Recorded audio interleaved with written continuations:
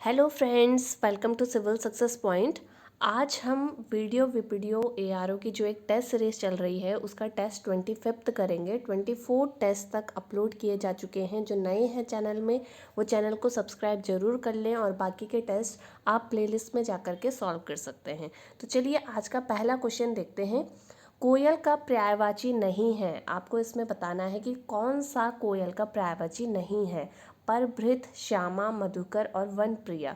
तो इनमें से देखिए जो तीसरा है मधुकर, ये कोयल का पर्यायवाची नहीं है। तो सी जो है इसका सही आंसर हो जाएगा, क्योंकि जो मधुकर है वो भौरे का पर्यायवाची है। ठीक है, बाकी परभृत, श्यामा और वनप्रिया तीनों ही कोयल के पर्यायवाची हैं।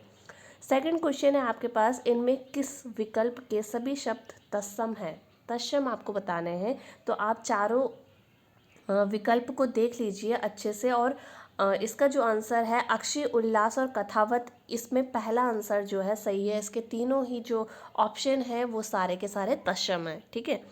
क्वेश्चन नंबर थर्ड है, विनय पत्रिका की भाषा है अवधी, मैथिली, खड़ी बोली या ब्रज। तो विनय पत्रिका किसके द्वारा रचित है? पहली बात तो ये आपको पता होना चाहिए, तुलसीदास द्वारा रचित है और इसकी भाषा है ब्रज। तो डी जो है इसका सही आंसर है। ठीक है।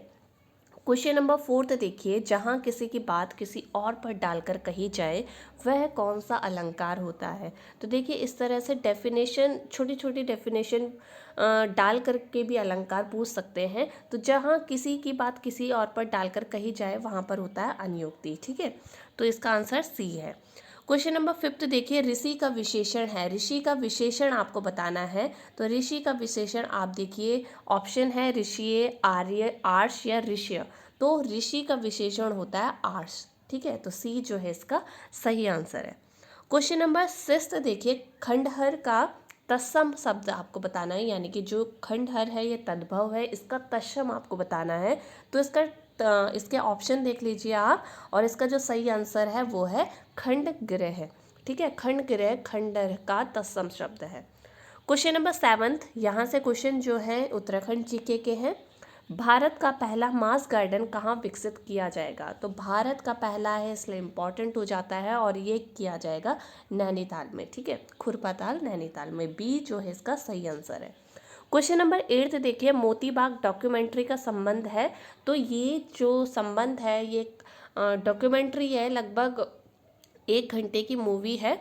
और ये जो इसका संबंध है वो है विद्याधर शर्मा से, और ये कहाँ के रहने वाले हैं? ये हैं पौड़ी गढ़वाल के। ठीक है। क्वेश्चन नंबर 9 देखिए, राज्य मानवाधिकार आयोग का गठन कब किया गया।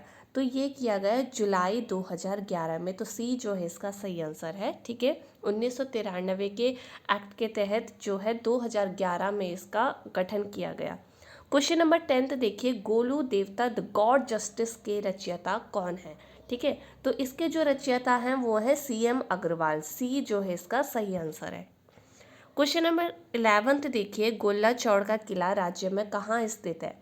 तो गोला चौड़ का किला राज्य में स्थित है चंपावत में। ठीक है, बी जो है इसका सही आंसर है। क्वेश्चन नंबर 12 देखिए, ज्यूला व सिरती नामक कर को लगाने का श्रेय किसे जाता है। तो ये जाता है लक्ष्मी चंद को, और इसका जो राइट आंसर है वो है बी। कहते थे कि इसके डर से जो लोग थे उन्होंने अपने छतों के ऊपर साग सब्जी बोना शुरू कर दिया था। तो जूला या जूलिया कर भी इसे लिखा जाता है। जूलिया व सिरती नामक कर जो है लक्ष्मी चंद ने लगाए थे। ठीक है। क्वेश्चन नंबर 13 देखिए, राज्य में मत्स्य नीति लागू की गई।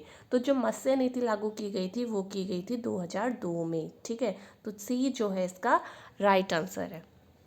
क्वेश्चन नंबर 14 देखिए, गोम्पा बौद्ध मठ स्थित है। जो ये बौद्ध मठ है, गोम्पा बौद्ध मठ, ये है पिथौरागढ़ में। ठीक है, तो ए जो है इसका राइट आंसर है। क्वेश्चन नंबर 15 देखिए, वैतरणी कुंड राज्य में कहाँ स्थित है। वैतरणी कुंड ये है चमोली गोपेश्वर के नज़दीक ये कुंड स्थित है। तो बी जो है इसका राइट आंसर है। ठीक है। क्वेश्चन नंबर 16 देखिए, यहाँ से कुछ क्वेश्चन आपको मिक्सअप मिलेंगे, कुछ हिस्ट्री के हो सकते हैं, कुछ ज्योग्राफी के, कुछ रीजनिंग, कंप्यूटर, इस तरह से। ठीक है, अल बरूनी का पूरा नाम था, आपको बताना है। आपके पास ऑप्शन है अबू रेहान मोहम्मद, अबू अब्दुल्ला, अली गुरश्याप और इनमें से कोई नहीं। तो इसका नाम जो था पूरा वो था अबू रहमान मोहम्मद, उसके बाद आगे था कि बिन अहमद अल बरूनी, इस तरह से पूरा नाम ये था। तो ये जो इसका राइट आंसर हो जाएगा। ठीक है, क्वेश्चन नंबर 17 देखिए, ये पॉलिटी का क्वेश्चन है और इस तरह से क्वेश्चन जो हैं पूछे जाते हैं। जब कोई पदाधिकारी अपने सार्वजनिक कर्तव्य का निर्वाह नहीं करता है तो हाईकोर्ट कौन सी रिट जारी करता है। ठीक है, तो देखिए, जब कोई भी अपने कर्तव्य का पालन नहीं करता तो यहाँ पर जो है हाईकोर्ट रिट जारी करता है, परमादेश। ठीक है, मेडेमस इसको इंग्लिश में कहते हैं। ठीक है, आप जो भी हिंदी मीडियम के हैं उनको एक एडवाइस है कि जो ये रिट है उनको आपको इंग्लिश में भी पढ़ करके जाना है, क्योंकि होता ये है कि कभी हिंदी का ही इंग्लिश का ही रोमन हिंदी में लिख लिया जाता है और रिट को जो है ये हिंदी में नहीं देते। सीधा आपके पास जैसे बंदी प्रत्यक्षीकरण है, इसको हैबिस कॉर्पस जो है हिंदी में ही लिख दिया जाएगा। ठीक है, मेडेमस लिख दिया जाएगा, प्रोहिबिशन लिख दिया जाएगा, सर्चुरी क्यों वारंटो इस तरह से लिख दिया जाएगा। तो इस तरह से आपको इनको इंग्लिश में भी पढ़ करके जाना है, क्योंकि कई बार एग्ज़ाम में ऐसा ही हुआ है कि ये जो रिट के नाम है वो हिंदी में नहीं दिए रहे, इंग्लिश में ही इनको रोमन हिंदी में लिख दिया गया है। ठीक है, तो इसका जो राइट आंसर है वो परमादेश है। ठीक है, इन रिट को भी आपको अच्छे से पढ़ करके जाना है। क्वेश्चन नंबर 18 देखिए, प्रधानमंत्री उज्ज्वला योजना की शुरुआत की गई। तो ये योजना की शुरुआत की गई 1 मई 2016 को, बी जो है इसका राइट आंसर है। ठीक है, क्वेश्चन नंबर 19 है, पालघाट निम्न में से किसके मध्य स्थित है। पालघाट जो है वो है नीलगिरी व अन्नामलाई की पहाड़ियों के बीच। ठीक है, बी जो है इसका राइट आंसर है और ये केरल में है और कर्नाटक और तमिलनाडु को ये जोड़ता है पालघाट। ठीक है, क्वेश्चन इंपॉर्टेंट है। क्वेश्चन नंबर 20 है, जब प्रोसेसर सीपीयू का प्रयोग करता है तब डाटा और प्रोग्राम कहाँ रखे जाते हैं। ठीक है, ये कंप्यूटर का क्वेश्चन है और ये जो डाटा और प्रोग्राम रखे जाते हैं मेन मेमोरी में। ठीक है, तो ए जो है इसका राइट आंसर है। क्वेश्चन नंबर 21 देखिए, किसने कहा था कि राष्ट्रपति का आपातकालीन अधिकार संविधान के साथ धोखा है।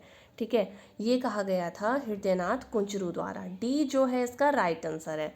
क्वेश्चन नंबर 22 है, निम्नलिखित प्रश्नों में उस विकल्प का पता लगाएं जो प्रश्न के स्थान पर आएगा। ठीक है, 24, 36, 21 और आगे क्या आएगा आपको बताना है। ठीक है, तो इसमें क्या लॉजिक लग रहा है, इसको जोड़िए आप, 2 + 4 कितना होता है, 6 होता है और ये आगे वाला जो है वो 6 का स्क्वायर 36 है।